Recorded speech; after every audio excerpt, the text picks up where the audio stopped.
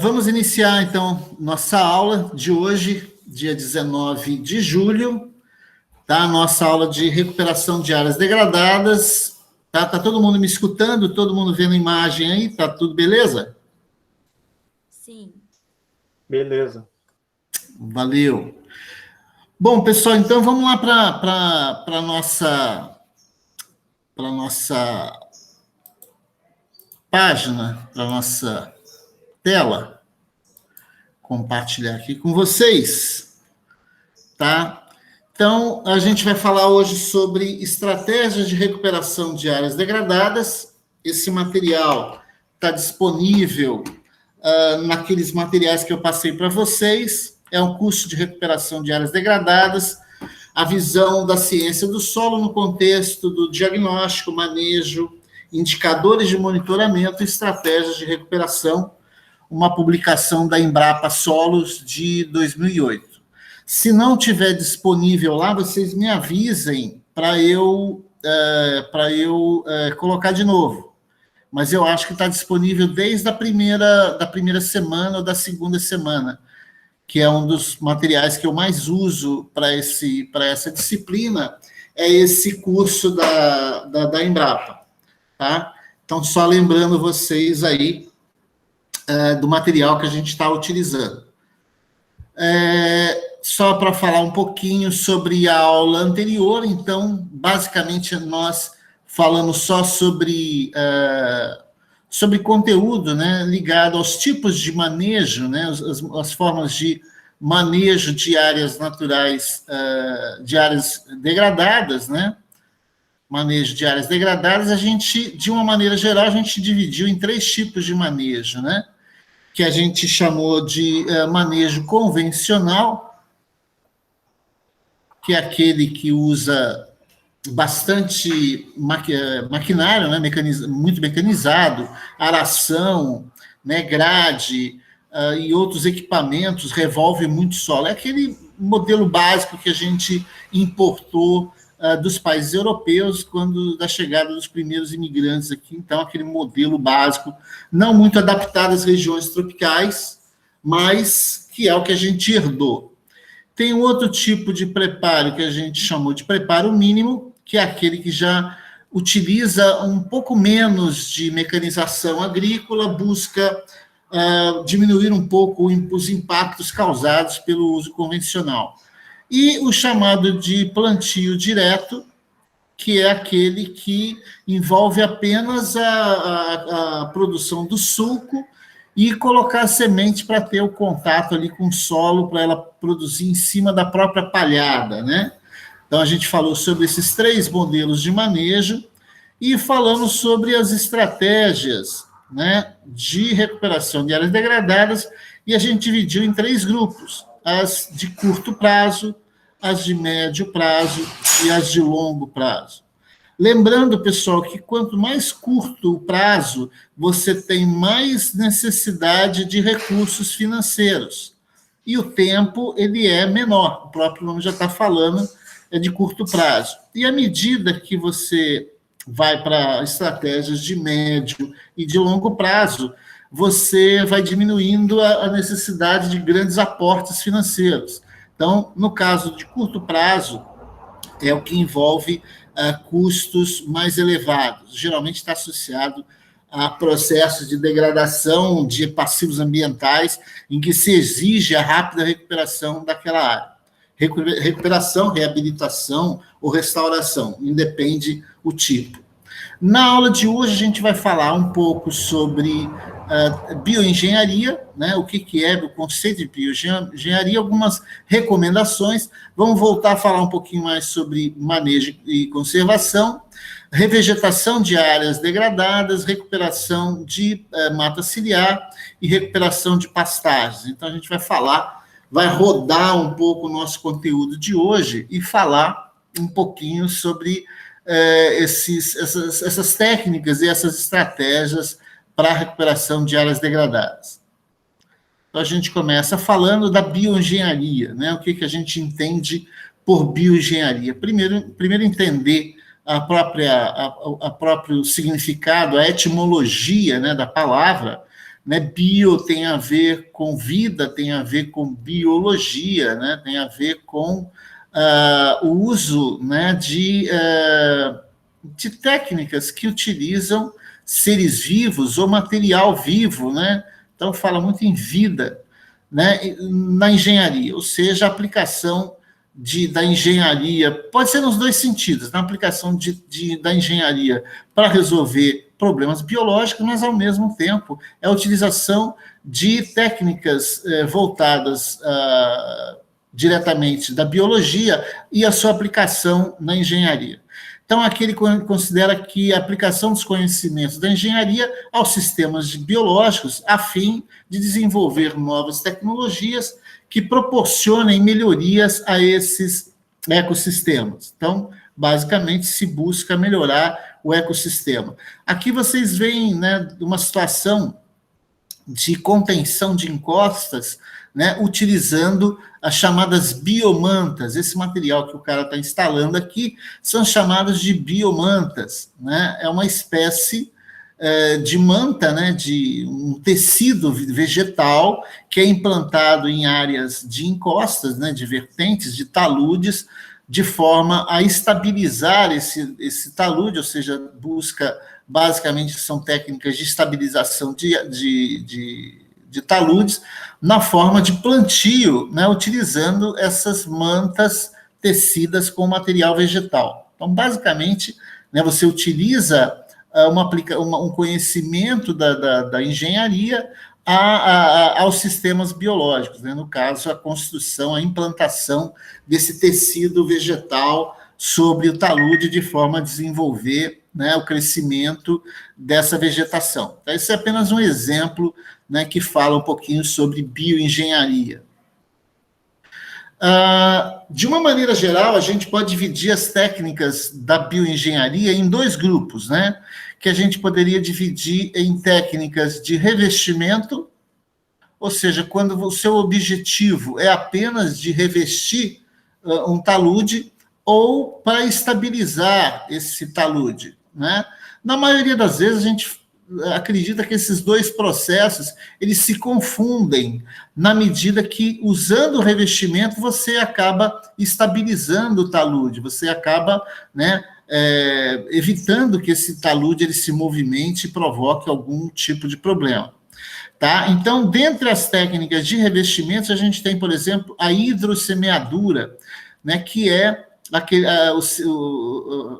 uma forma de você semear as sementes, de você colocar as sementes utilizando água, aplicação de algum líquido junto com essa semente, e você aplica como se fosse uma mangueira, né, aplicada diretamente sobre o solo, semeando as sementes ali para recuperar aquela área, ou estabilizar aquele talude. As biomantas, que são aqueles tecidos, né, aquele material tecido com espécies vegetais, e as chamadas mantas, aqui está errado, pessoal, não são mantas, são mantas, geotêxteis, né, aqui também está errado, mantas geotêxteis, ou seja, é um polímero qualquer, né, geotéxtil, que tem uma capacidade, né, um tecido gerado, né, de forma a revestir, né, ou proteger o talude para receber um determinado tipo de material. Então, no caso da geotextil, por exemplo, é só para revestir, não necessariamente de revegetar, mas de revestir o solo, né? Essas mantas, né, que são utilizadas, a gente vê muito em alguns cortes de estrada na Via Anchieta e na Rodovia dos Imigrantes, né, quem já desceu de São Paulo para a Baixada Santista.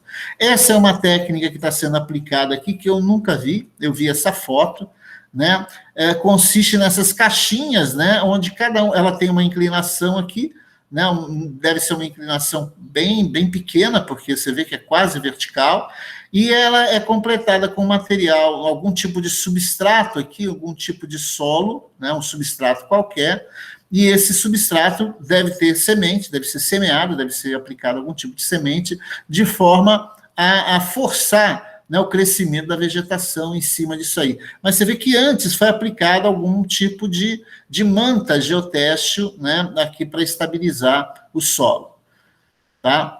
E o outro modelo seria, né, aqui alguns outros modelos aí para Tá? Aqui, pessoal, é aquela confusão que eu falei para vocês. Ao mesmo tempo que você está pensando apenas no revestimento, de uma forma indireta, você está trabalhando, né, a estabilização desse talude também. Tá? Então, aqui você vê que o grau de inclinação é bem elevado, corre o risco, né, se você não tiver um processo para encaminhamento de drenagem, para você fazer coleta de drenagem, encaminhar essa drenagem, ou seja, diminuir a velocidade, né, o seu poder de essa energia potencial que essa água carrega, você encaminhando ela para essas drenagens, geralmente você tem escadas aqui, justamente para diminuir essa velocidade, essa energia potencial, e a instalação de gramíneas, de forma a estabilizar o talude. Tá? Aqui, por exemplo, foi aplicado, você vê esse fundo preto aqui foi aplicado algum tipo de manta-teste, algum geotêxtil, com a plantio de sementes, e aí o desenvolvimento da vegetação. Aqui você já vê a construção de uma espécie de muro de vegetação, né, uma espécie de parede, de uma proteção aqui, né, aqui você tem um sistema praticamente como se fosse na agricultura, da construção de terraços, tá? Então você tem os terraços criados, e em cada dessa berma, desse terraço, você tem a implantação de algum tipo de vegetação um pouco mais resistente, que costuma servir até como anteparo para material que possa ser erodido, né, das partes superiores. Então, aqui alguns exemplos de técnicas de revestimento né, que atua também na forma de estabilização de taludes, né, que ajuda a estabilizar os taludes. Técnicas de estabilização, então aqui visa buscar estabilizar, ou seja, criar uma estabilidade para uma determinada talude, né, através da construção de cordões verticais, sejam de pedras ou vegetais, paliçadas, que são construídas geralmente com troncos de madeira, tá? E faixas de vegetação. Aquela anterior que eu falei aqui, né, aquela anterior, né, são essas áreas, né, esse plantio que é feito nessas outras áreas, que são chamadas faixas de vegetação. Aqui você tem as paliçadas, né, então aqui é para estabilizar, tá? É claro que depois de estabilizada, ela pode ser revestida, mas o objetivo principal aqui é estabilizar o talude, ou seja, impedir que os processos erosivos se mantenham ou continuem ou se ampliem através de você construir alguns tipos de barreira para retenção de material que vem de cima, e esse material acaba, né, servindo de substrato para o desenvolvimento de espécies vegetais. Então, aqui, geralmente, o pessoal gosta muito de plantar bambu, né, uma técnica muito utilizada é o plantio de bambu. Seu sistema de radicular entrelaça essa região e dá uma estabilidade maior. Aqui você vê outra construção de paliçadas usando troncos, né, verticais aqui e horizontais, né, de forma a você estabilizar e impedir que você tenha um escorregamento ou você tenha um deslizamento desse tipo de encosta. Então, as técnicas de bioengenharia, então, utilizadas nesses dois sentidos, tanto para revestimento quanto para estabilização. Mas, como eu falei para vocês, elas costumam se confundir na medida que uma acaba levando a outra. Se você estabiliza a encosta e você planta em cima, você está fazendo um revestimento. Então, basicamente, tem uma certa confusão aí entre os dois termos. Nas recomendações de sistema de manejo de solo, a gente já tinha falado isso na semana passada, né? A gente falou que os processos de preparo do solo, você tem, né, 3 tipos, né? O preparo mínimo, né, o chamado preparo primário, que envolve processo de escarificação, de aração, tem um outro processo aqui de gradagem também, passagem da grade. O preparo secundário, que é aquele que usa apenas nivelamento, busca apenas destorroar os solos, ou seja, você usa a mecanização apenas para destorroar e não para envolver fatores mais importantes, e o 3, que seria, né, o plantio direto, que você envolve apenas a capina mecânica, né, no máximo capina mecânica. Então, você tem... É claro que esses processos aqui, numa área, você pode envolver os 3, né? Lembrem-se lá quando a gente falou do preparo o mínimo ou convencional, né? O convencional, quer dizer, o mínimo, e o plantio direto. Então, no caso dos 3 aqui, você pode usar essas 3 técnicas, essas 3 formas de preparo de solo. Primeiro, fazer o preparo primário, que envolve a passagem de máquinas, o preparo secundário, que você nivela o terreno, e a terceira etapa, que envolve a capina mecânica. Então, para cada um desses tipos aqui, você pode usar essas 3 técnicas. É claro que o plantio direto, você quase não vai usar preparo primário, no máximo você vai ter um preparo secundário ali, nem envolve estorroamento, no máximo você faz apenas os sulcos, né? Nesse caso aqui você faz só os sulcos para o plantio direto, tá? Então, basicamente, você tem essas situações aí. Aqui os sistemas de cultivo, né? No caso que a gente falou na aula passada. Então, o convencional, né, que envolve aração e gradagem, o reduzido, que você tem um número menor de operações com máquinas, e o plantio direto, a semente ou muda é plantada no sulco ou cova, diretamente no solo não revolvido, no solo não mexido, né, não arado, né, no máximo você passa o escarificador. Aqui apenas um exemplo aqui que eu coloquei de um sistema aqui, que é o sistema de hidroponia, né, que nem envolve solos, né? Nesse caso aqui, você tem a circulação, né, dentro desses tubos de PVC, você tem a circulação de um líquido com sais minerais, com nutrientes que a planta precisa, e que as plantas se desenvolvem nesses buraquinhos, ou seja, não tem contato com o solo, você tem menor possibilidade de pragas, né, porque você tem um ambiente mais controlado. Então, a hidroponia é um sistema que foge um pouco a essa correlação de manejo de solo, porque não existe solo a ser manejado, né? Você não participa de nenhuma fase de envolvimento de solo.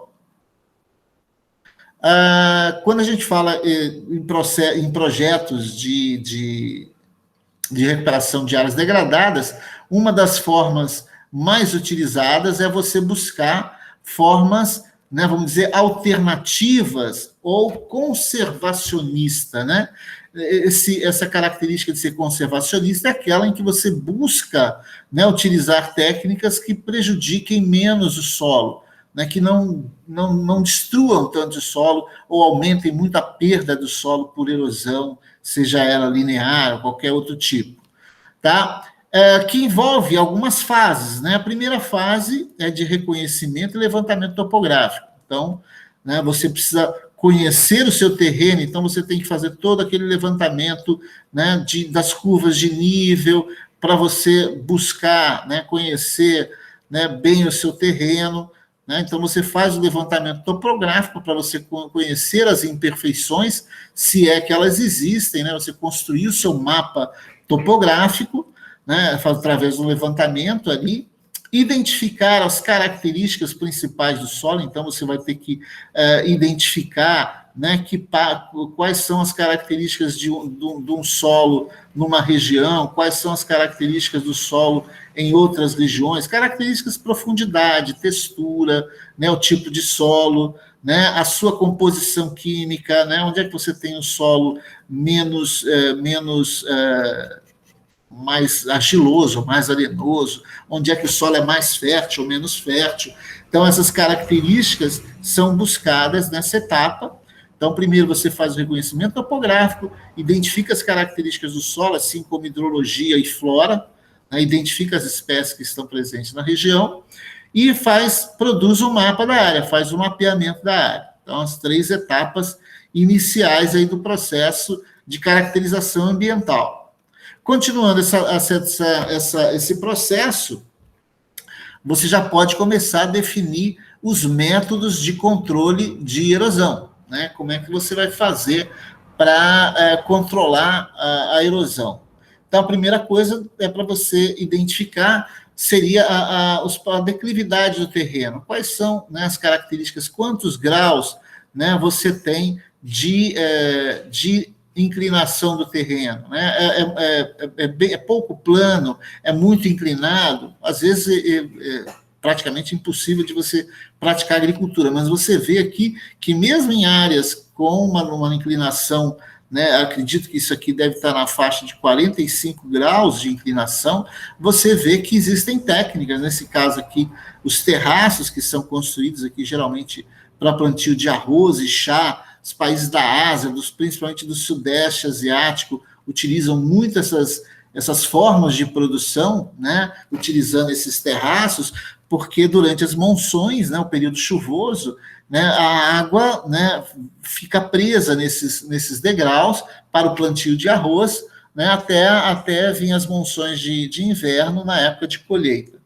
Tá? Então, os métodos de controle de erosão, a primeira coisa é definir qual é a declividade do terreno e qual a intensidade da precipitação, quais são os meses mais chuvosos, qual a intensidade, qual o volume de chuva, quantos milímetros, né, de chuva costuma ocorrer. Então, você vai ter que construir, né, um climograma definindo quais são as épocas mais chuvosas do ano. Isso aqui você consegue, esses dados com os sistemas meteorológicos. Aqui no caso do estado, você tem o próprio INCAPER, que produz esses relatórios, mas existem órgãos federais, se eu não me engano, o Serviço Geológico do Brasil, a CPRM, tem esses dados, então você pode, qualquer município, você consegue definir quais são, né, qual é o histórico, né, pluviométrico daquele lugar.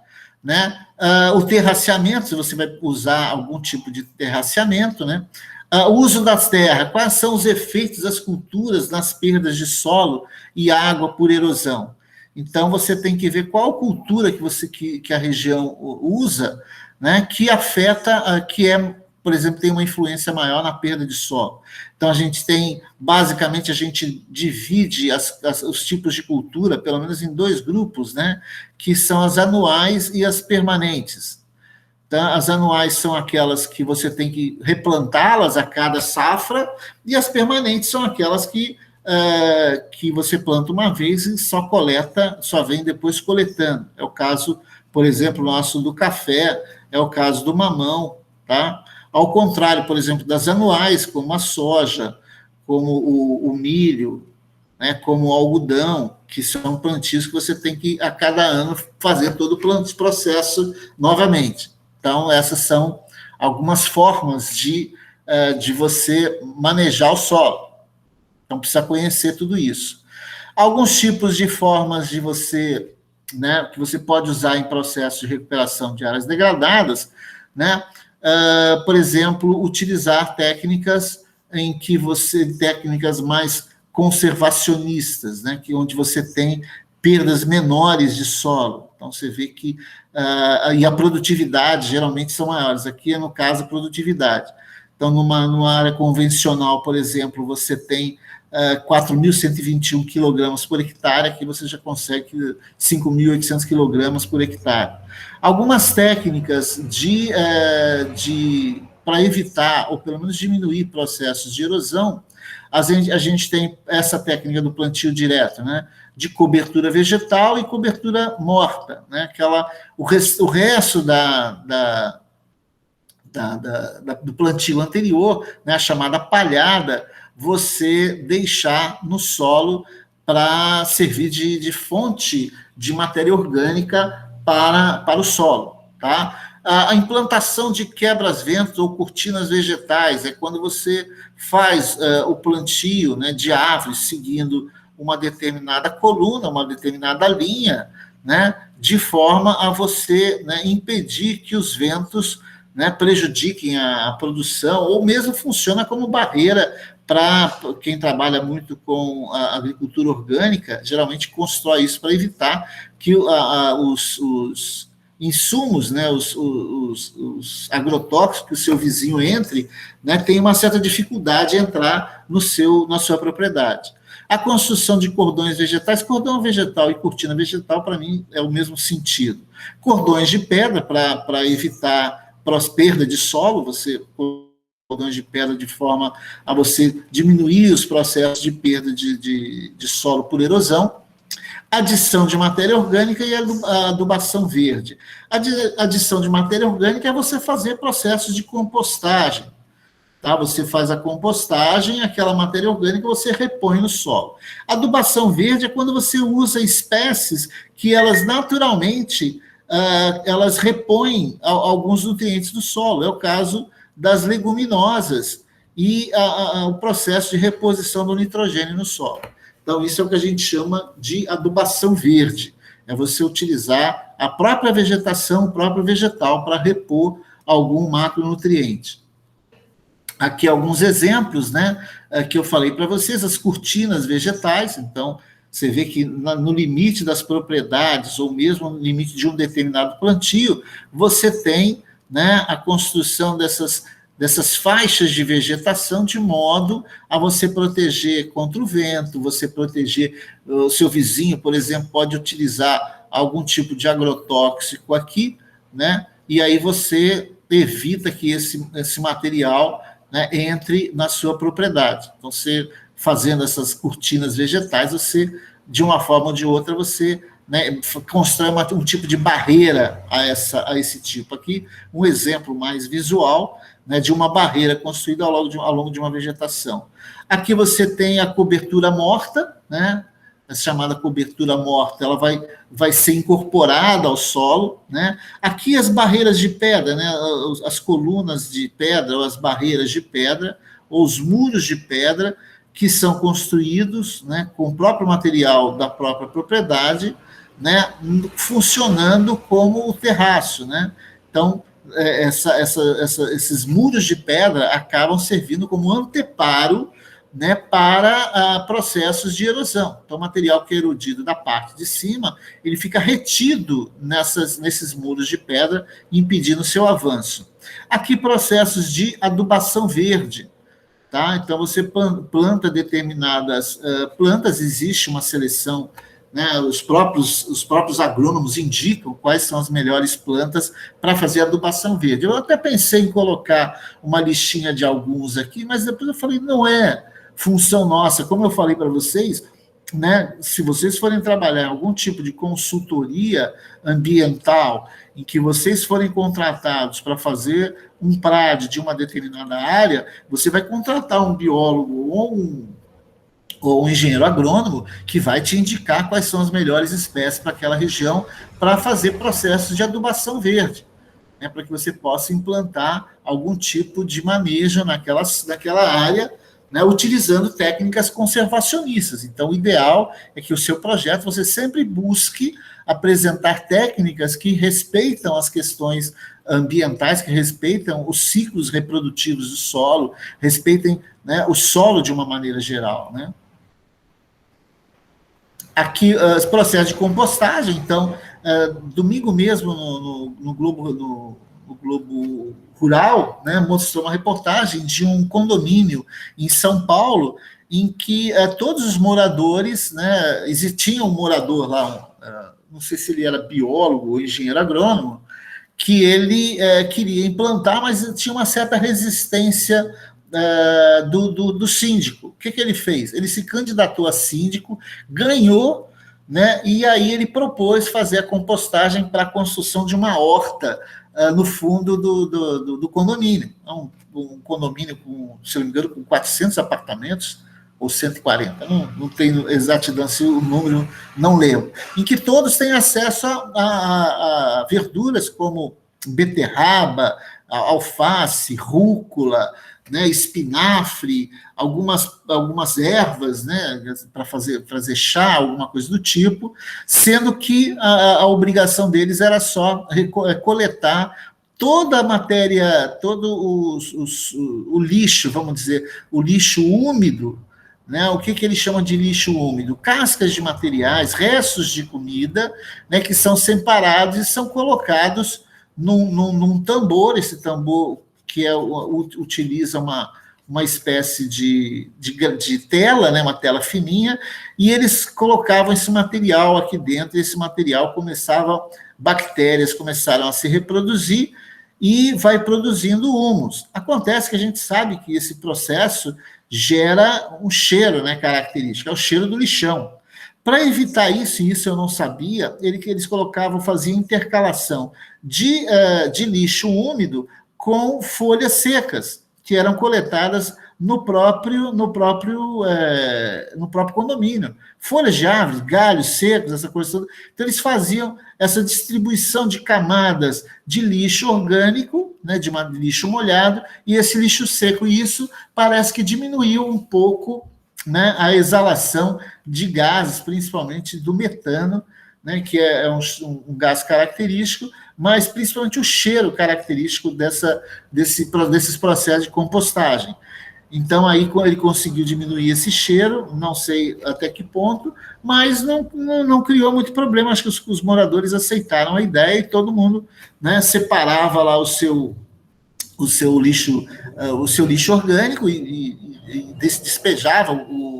O responsável pela limpeza do prédio fazia a coleta e despejava.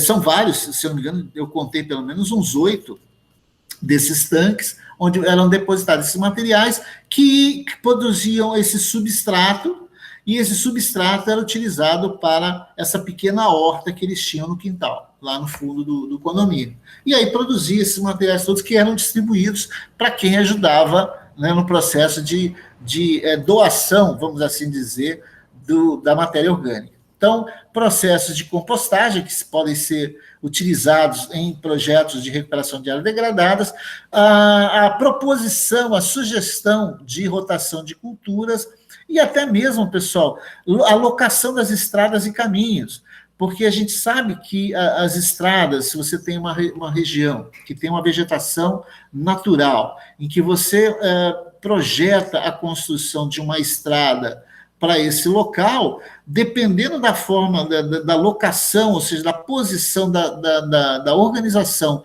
dessa estrada, você pode acelerar processos de erosão, né? Porque você expõe o solo, né, à passagem da água, e a água acaba criando espaços preferenciais para ela circular. Isso vai provocando, né, aprofundamento desse sulco, e aí você vê que toda estrada, depois estrada de chão, né, em áreas mais acidentadas, de relevo mais irregular, você sempre vê no canto das estradas, assim você vê, né, os processos erosivos mais intensos. E se você não recupera rapidamente ali até a próxima chuva, né, aquilo só vai aprofundar, vai criando aquelas vossorocas no meio da estrada. Então, até a locação da estrada de forma a você evitar áreas, né, onde esses processos são mais intensos, ajuda no processo de conservação da propriedade. Tá?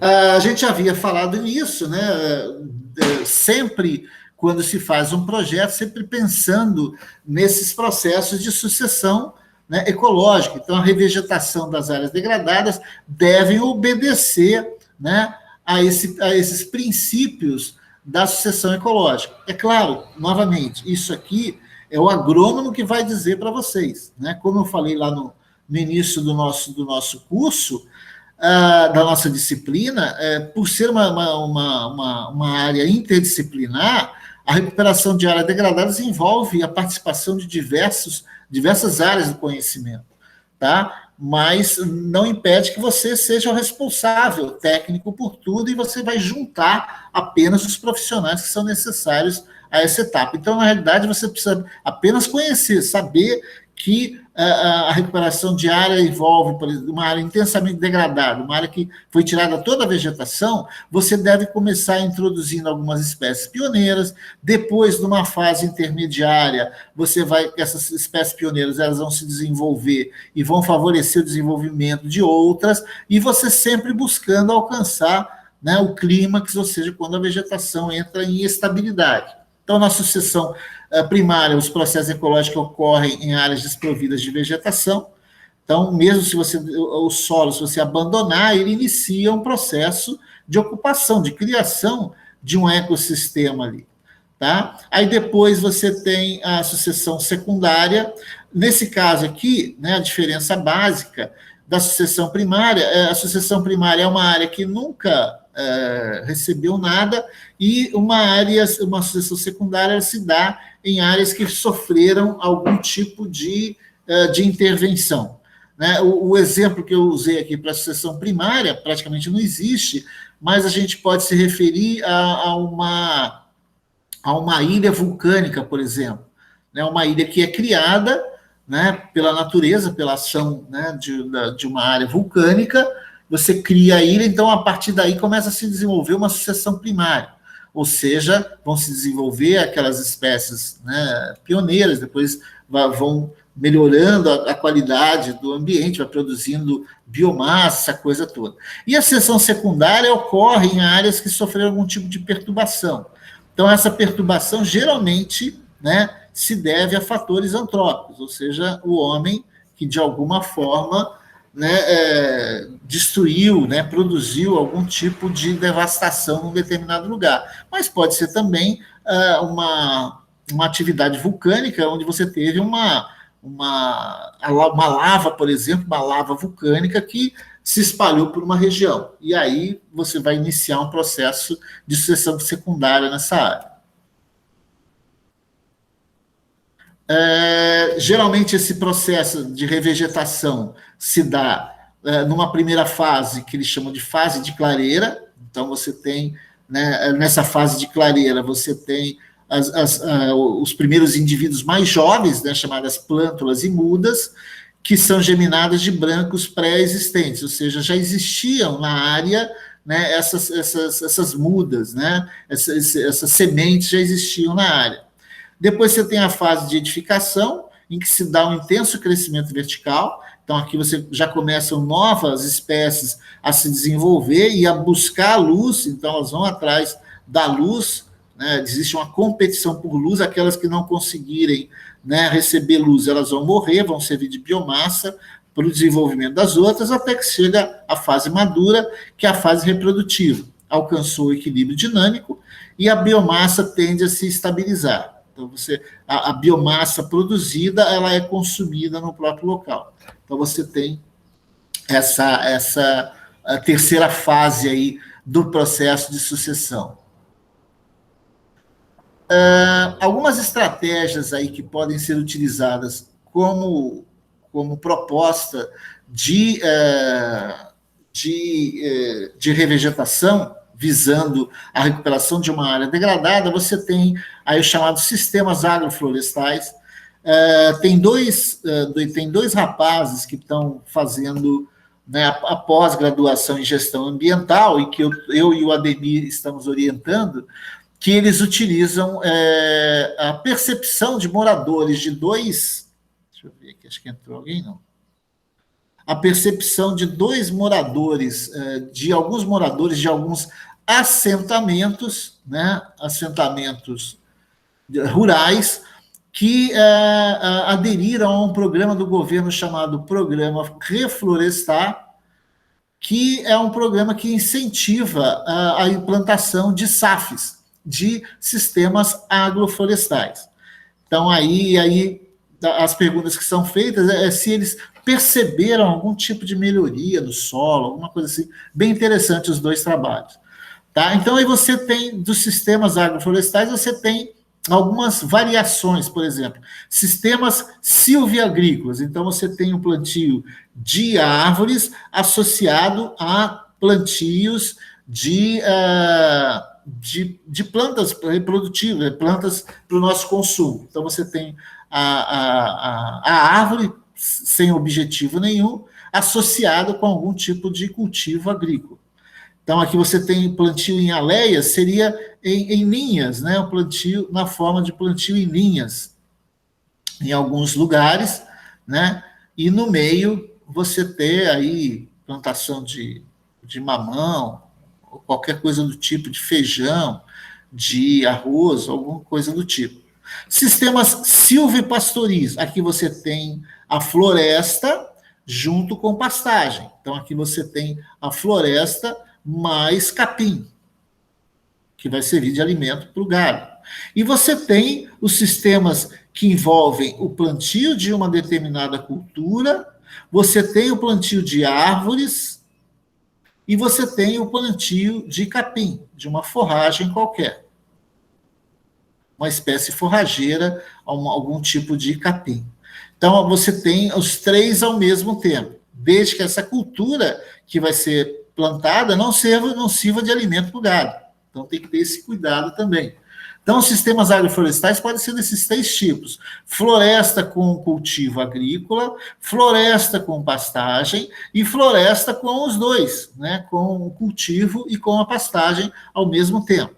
Então, de uma maneira geral, como é que funciona um sistema agroflorestal? Então, você tem as árvores, aqui é um silvipastoril, né? Então, você tem as árvores, as folhas e frutos e outros materiais caem no solo. As fezes e urina do gado, né, dos animais, retornam os nutrientes no solo. Então, a urina e as fezes, né, retornam como matéria orgânica, né?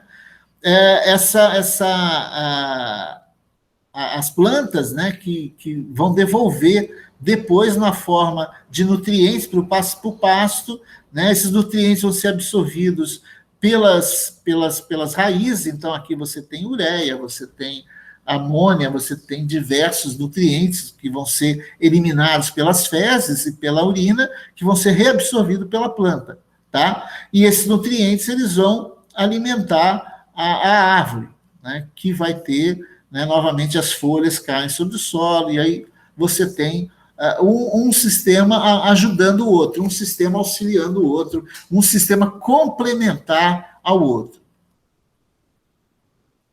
Um outro tipo também, esse aqui é mais específico, que é o caso de recuperação de mata ciliar. Mata ciliar, todos sabem, é aquela vegetação que acompanha, né, que a gente tem algum resto dela aqui, mas você já tem uma área completamente, né, destruída aqui, que acompanha os cursos da água ou dos lagos, que é importante para a manutenção do regime hídrico da bacia hidrográfica, serve de abrigo e de sustento da fauna e na estabilidade, principalmente na estabilidade das margens, né, na estabilidade das margens do rio, impede os processos erosivos.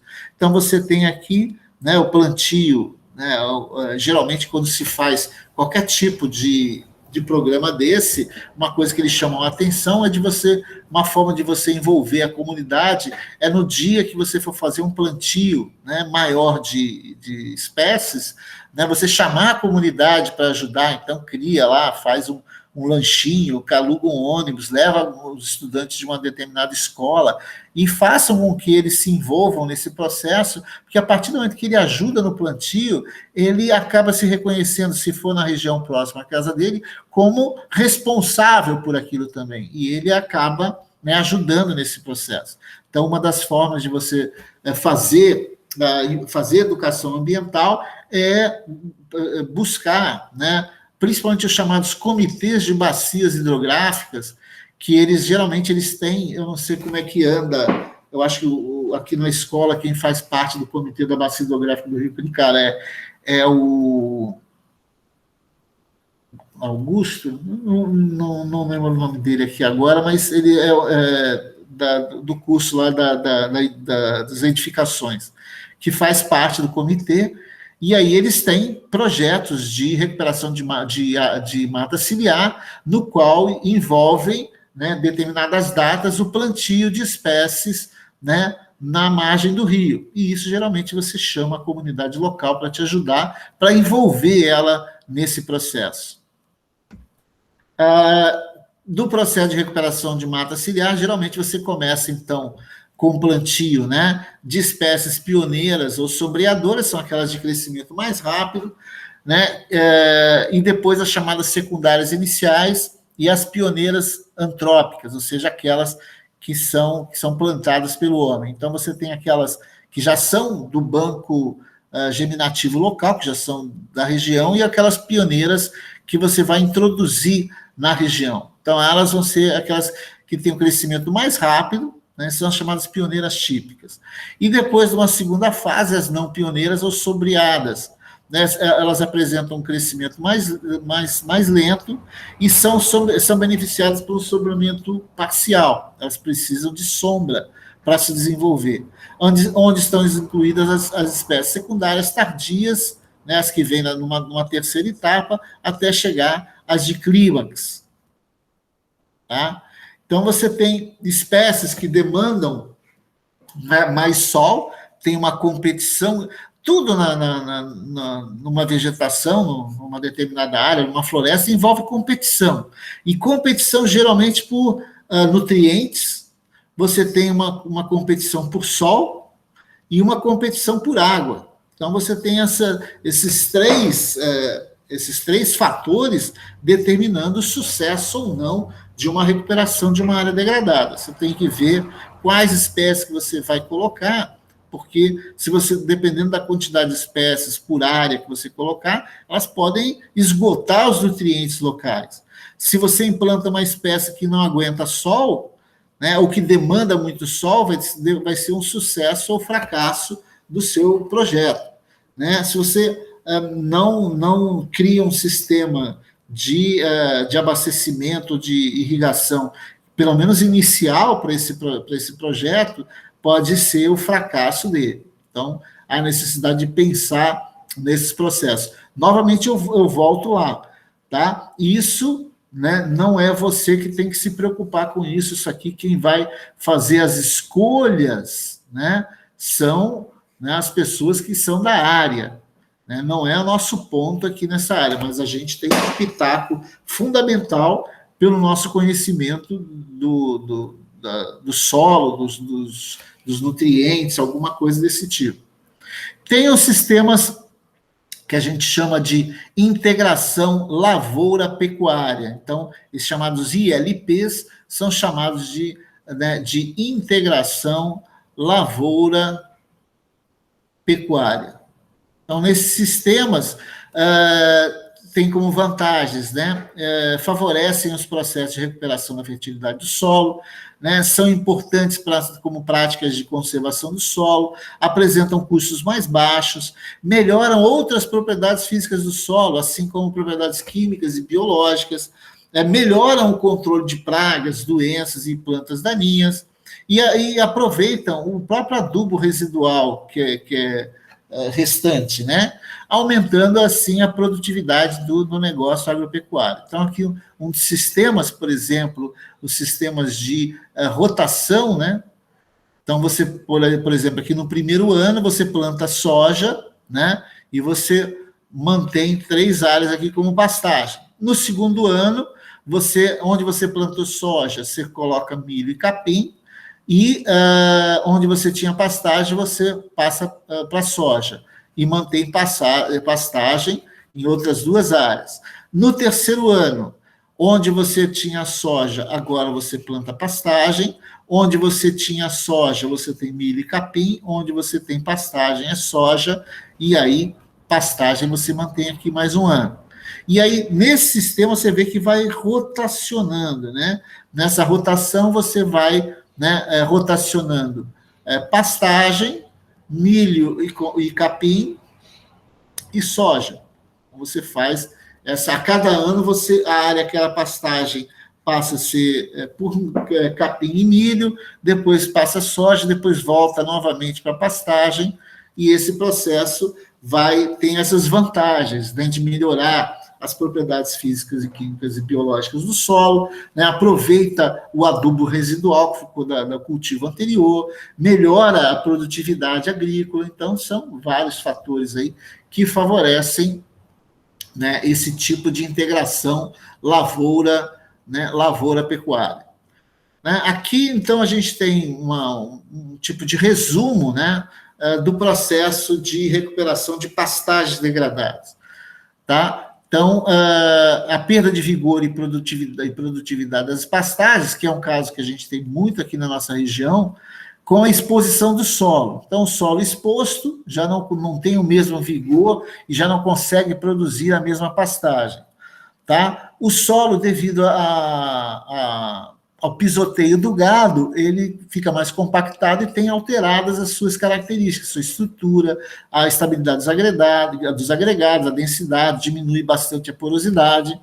Tá? Isso vai favorecer a queda na taxa de infiltração. A água não infiltra mais, tá? Porque ele foi compactado, e esse processo vai acelerar a erosão laminar, que é aquela erosão superficial, aquela que a gente chama um lençol, forma um lençol sobre o solo. Esse lençol cria caminhos preferenciais, levando a erosão em sulcos. Consequentemente, essa erosão em sulcos, se ela continuar, ela termina com a instalação de uma vossoroca e você tem o solo completamente degradado, tá? Então, essas aqui são, vamos dizer, o organograma de um processo para se chegar a uma pastagem degradada, tá? E aí as formas que você tem de resolver isso são essas que a gente apresentou aí, né, em algumas coisas. Então, você tem algumas técnicas que você pode usar de recuperação direta. Então, aí de recuperação direta, você, sem alterar a vegetação, alterando parcialmente a vegetação ou alterando totalmente a vegetação, tá? Então, você pode recuperar diretamente uma pastagem sem alterar completamente a vegetação, mas vai exigir a retirada do galho, tá? Com alteração parcial da vegetação, trocando o tipo de vegetação, e com alteração total. Recuperação indireta são os sistemas agropastoris que a gente falou, né? Associando, né, com culturas anuais em consórcio, ou seja, fazendo, né, aquele exemplo que eu dei lá de você dividir a terra em 4 e você, a cada ano, você vai fazendo a rotação. Com culturas anuais em sucessão, culturas anuais em rotação e culturas perenes em consórcio, tá? Então, a cultura perene em consórcio, perene é aquela que você, né, planta só uma vez. A cultura anual é aquela que você tem que plantar todo ano.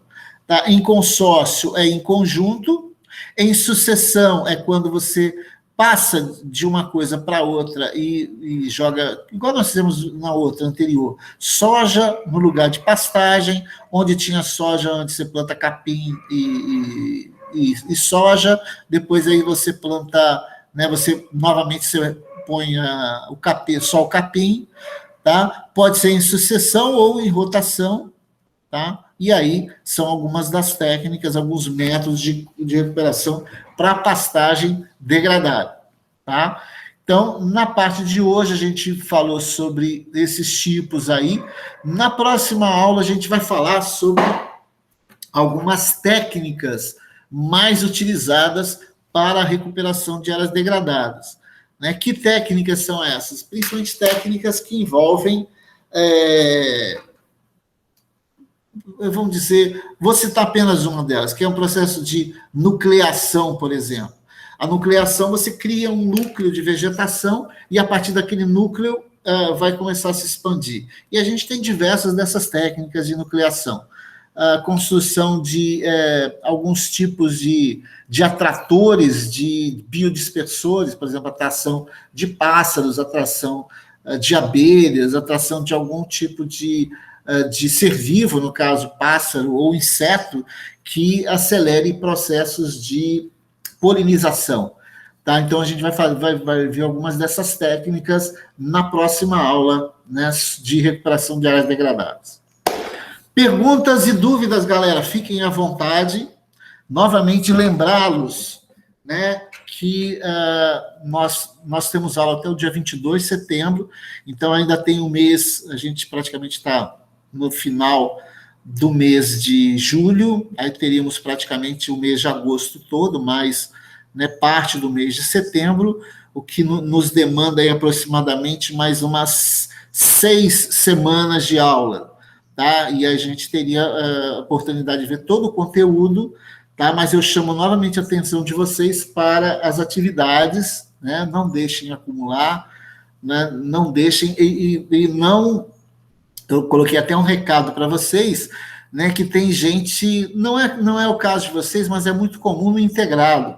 Os alunos escolhem as atividades que eles querem fazer, fazendo apenas aquelas que têm valor muito alto ou deixa para fazer prova. No nosso caso, da nossa disciplina, nós não teremos prova, tá? Nós não vamos ter prova, então vão ser só atividades, são várias atividades, os mapas mentais, os questionários, tá? Então, tudo com pontuação muito pequena. Então, a minha perspectiva é que você não deixando de fazer nenhuma atividade, você vai ter 100, tá? É claro que se você começar... Eu coloquei os prazos bem dilatados para entrega, mas a partir de um determinado momento eu vou começar a descontar valores de algumas atividades que demandam uma avaliação mais pormenorizada. Não é o caso do questionário, que os questionários eles são construídos automaticamente, tá? Eu posso até limitar a quantidade de tentativas que vocês fazem, mas eu não posso alterar a nota. Agora, os mapas mentais, eu posso começar a diminuir valor a partir do momento que você demore a fazer, mas não limitar a data de entrega, mas diminuir um pouco, descontar alguma coisa em função, por exemplo, a gente chegar lá em final de agosto e o pessoal ainda entregando o mapa mental 1, que vale 3 pontos ou 2 pontos, não sei. E aí eu vou ter que descontar um pouquinho. Dúvidas e perguntas, galera? Fiquem à vontade.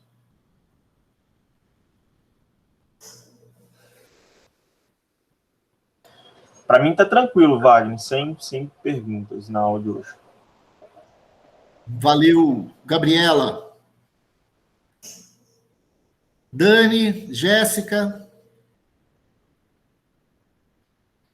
Bom, pessoal, se não tem perguntas, está tudo tranquilo, tá? Vamos então deixar marcado para a nossa próxima aula, próxima segunda-feira, dia 26, que a gente vai falar sobre essas técnicas de recuperação de áreas degradadas. Tá? Forte abraço a todos, uma boa semana e até a semana que vem para vocês. Né? Não deixem de fazer as atividades, coloquem em dia. Abração a todos. Abraço, Wagner. Brigadão, hein? Valeu. Boa tarde. Tchau, gente.